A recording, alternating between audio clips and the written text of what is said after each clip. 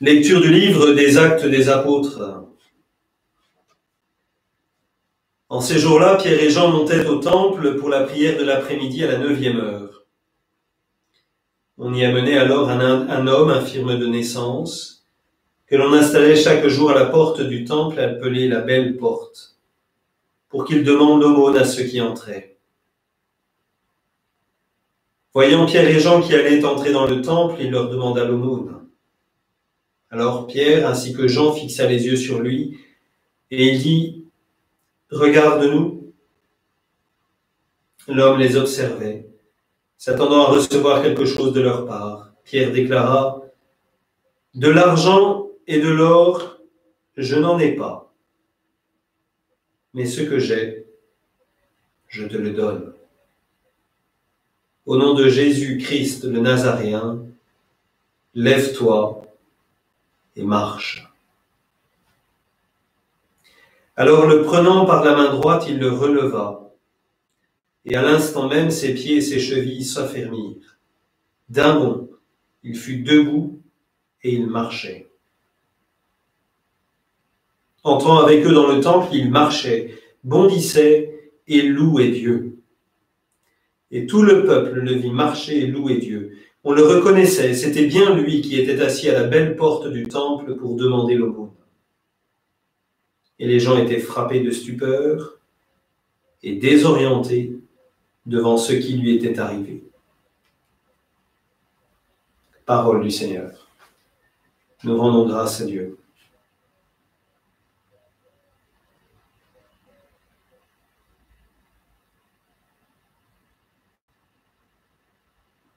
Alléluia, Alléluia, Alléluia, Alléluia, Alléluia, Alléluia, Alléluia, Alléluia, Alléluia. Rendez grâce au Seigneur, proclamez son nom, annoncez parmi les peuples ses hauts faits. Chantez, jouez pour lui, redites sans fin ses merveilles. Glorifiez-vous de son nom très saint, joie pour les cœurs qui cherchent Dieu. Cherchez le Seigneur et sa puissance, recherchez sans trêve sa face. Vous la race d'Abraham, son serviteur, les fils de Jacob qu'il a choisis. Le Seigneur, c'est lui notre Dieu, ses jugements font loi pour l'univers.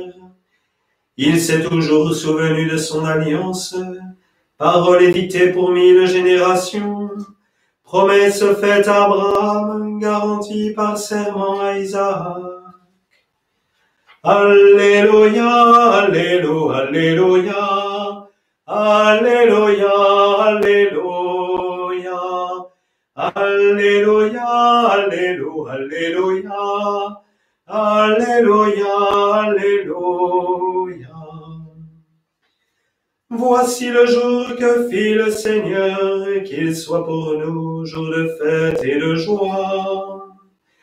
Alléluia, Alléluia, Alléluia, Alléluia, Alléluia, Alléluia, Alléluia, Alléluia, Alléluia. Le Seigneur soit avec vous. Évangile de Jésus-Christ selon saint Luc.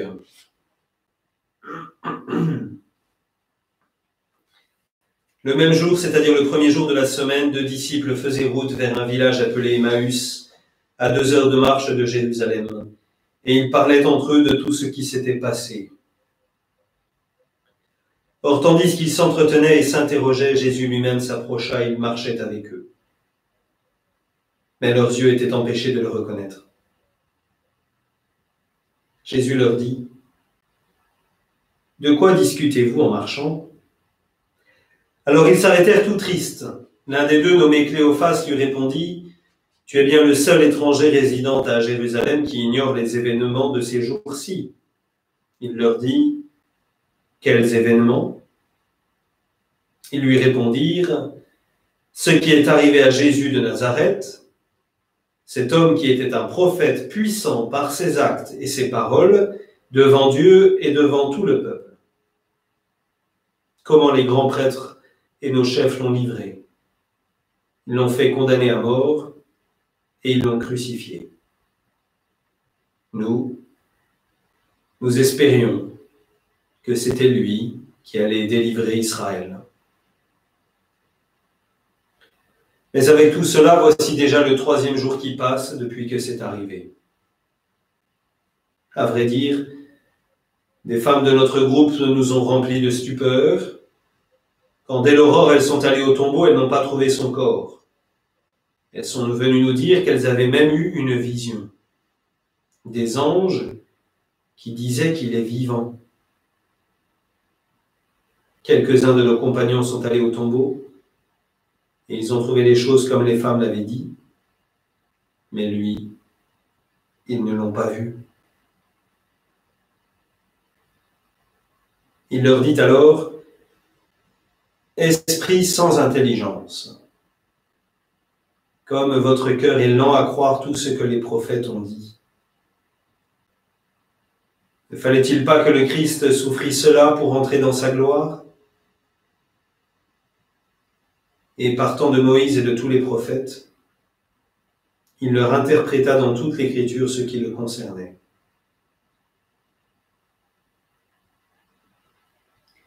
Quand ils approchèrent du village où ils se rendaient, Jésus fit semblant d'aller plus loin.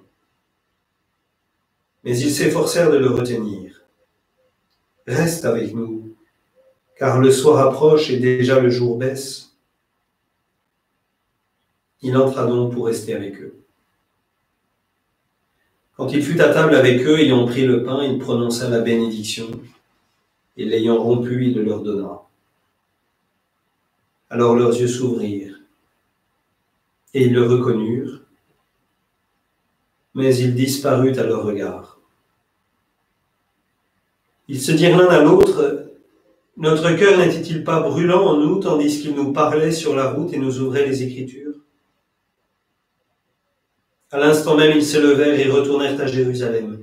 Ils y trouvèrent réunis les 11 apôtres et leurs compagnons qui leur dirent « Le Seigneur est réellement ressuscité.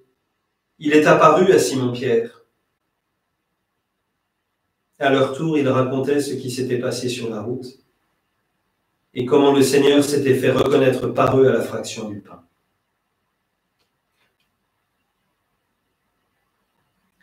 Acclamons la parole de Dieu. Louange à toi, Seigneur Jésus.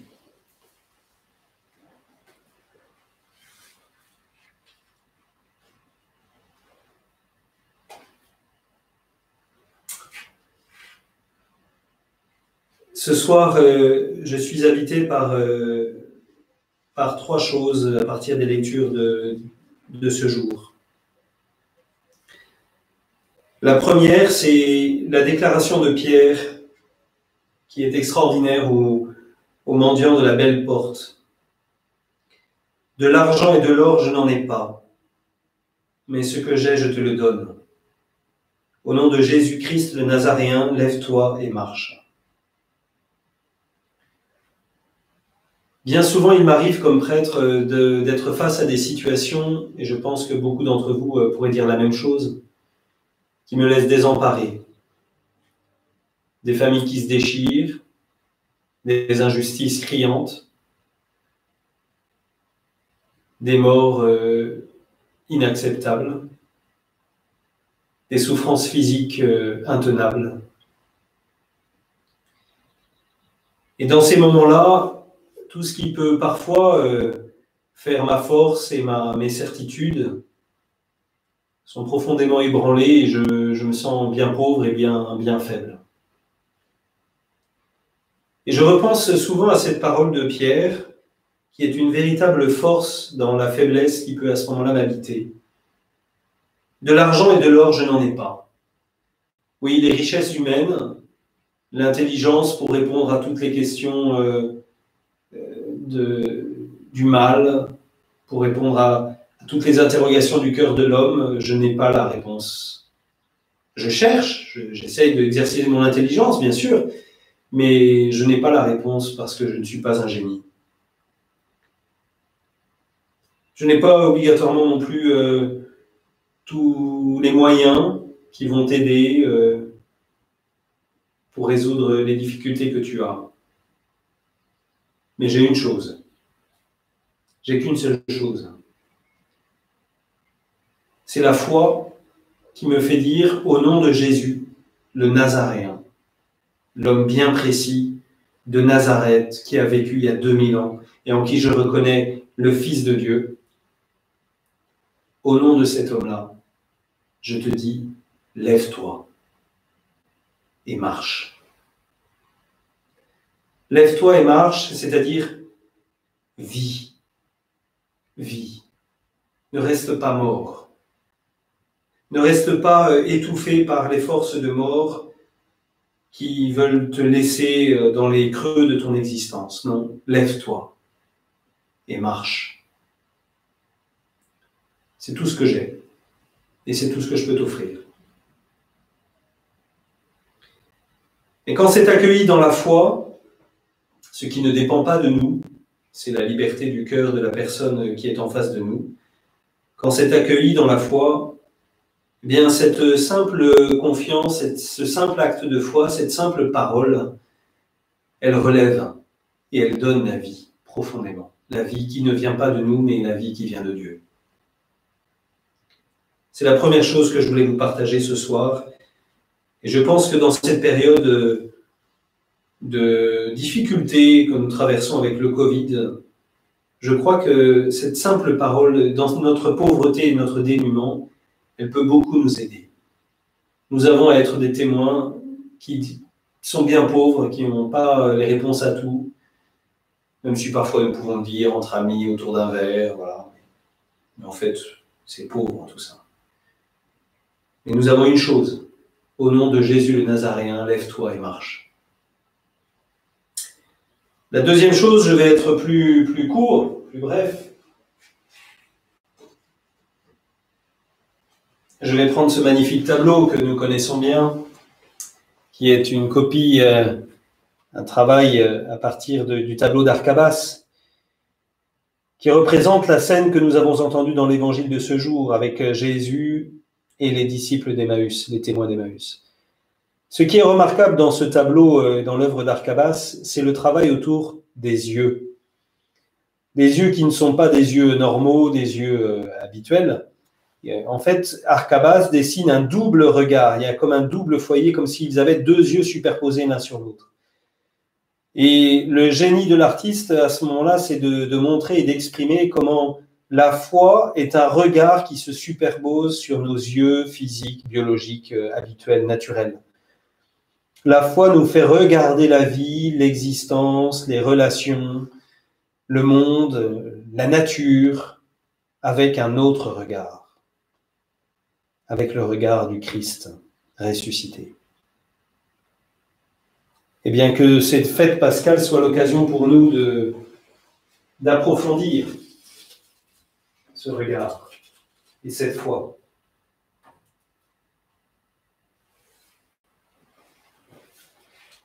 Enfin, je finis avec cette apostrophe un peu rude de Jésus.